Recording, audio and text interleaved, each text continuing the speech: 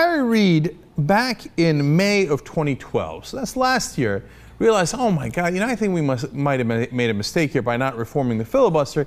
Golly gee, it looks like they're blocking all of President Obama's legislation, and all the legislation we progressive Democrats pretend to care about. Oh wow, they blocked all the bills. I didn't see that coming. Ooh, the Republicans being obstinate and obstructionist. And he literally apologized to Tom Udall and Jeff Merkley, who had been pushing for filibuster reform to get rid of it, or at least to amend it so that the Republicans wouldn't be able to block all the progressive bills. And at the time, Harry Reid said, if there were ever a time when Tom Udall and Jeff Merkley were prophetic, it's tonight. These two young, fine senators said it was time to change the rules of the Senate, and we didn't. And they were right. The rest of us were wrong, or most of us anyway. What a shame. Well, obviously Harry Reid learned his lesson, and this time around they went to go ahead and amend the filibuster. And what did they do? Oh, right, nothing.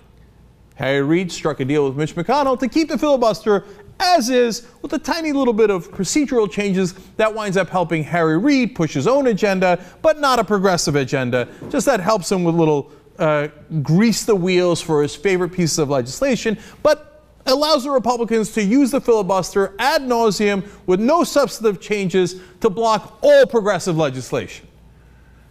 Of course, afterwards, though, after they made the deal, Harry Reid said, no, it's okay. The Republicans told me that they're going to act in good faith and they won't do that. And he said, quote, "It is my hope that these reforms will help restore a spirit of comity and bipartisan cooperation. If these reforms do not do enough to end the gridlock here in Washington, we will consider doing more in the future." My God, how much of a future do you have, man? You had 3 shots at this, and every single time you didn't do it.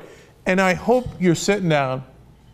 It turns out the Republicans have not restored comity and bipartisan cooperation. Instead, have decided that they are going to block Richard Cordray to be the permanent head of the Consumer Financial Protection Bureau.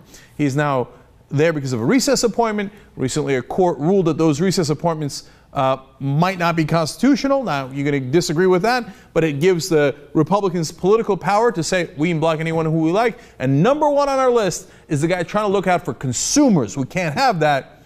We're going to block him to make sure that the big banks get their way. Wow. Immediately, Republicans started using the filibuster for their agenda and said, basically, not only Richard Cordray, but they'll block almost, as they literally promised earlier, will block any nominee for the Consumer Financial Protection Bureau because they do not want to protect the consumers. Wow. I'm sure that Harry Reid is shocked and chagrined. He couldn't have seen this coming. Come on. Who's that dumb? Who didn't just see the last 4 years of record filibusters and obstruction? No, Harry Reid said that in mid last year, and I told you this at the time. In case the Democrats lose, the Republicans would have come and to the Senate, if they were in the majority, and said, the previous Democratic leader said we should get rid of the filibuster. Boom, we're going to get rid of it. But if the Democrats win, are they going to get rid of the filibuster? No. They just wanted to hand the Republicans a political gift in case they lost. But now that they didn't lose, oh, golly gee, we're still in the majority. That's too bad. Okay, we promise we won't get rid of the filibuster. We'll give you that tremendous advantage to block all these nominees and laws anyway. Why? Because the Democrats are paid to lose. They are professional losers. Now, of course, they want to win their political seats, but when it comes to policy matters, they throw the game on purpose and then go, oh, what could we do? Oh, we wanted to protect consumers and, make sure the banks were doing the right thing, but oh, look at that, the Republicans filibustered it. Golly gee, I wonder how they did that. They did that because you let them do it, and you did it on purpose, because Harry Reid is on their side. He's not on our side. The great majority of the Democratic Party is on their side.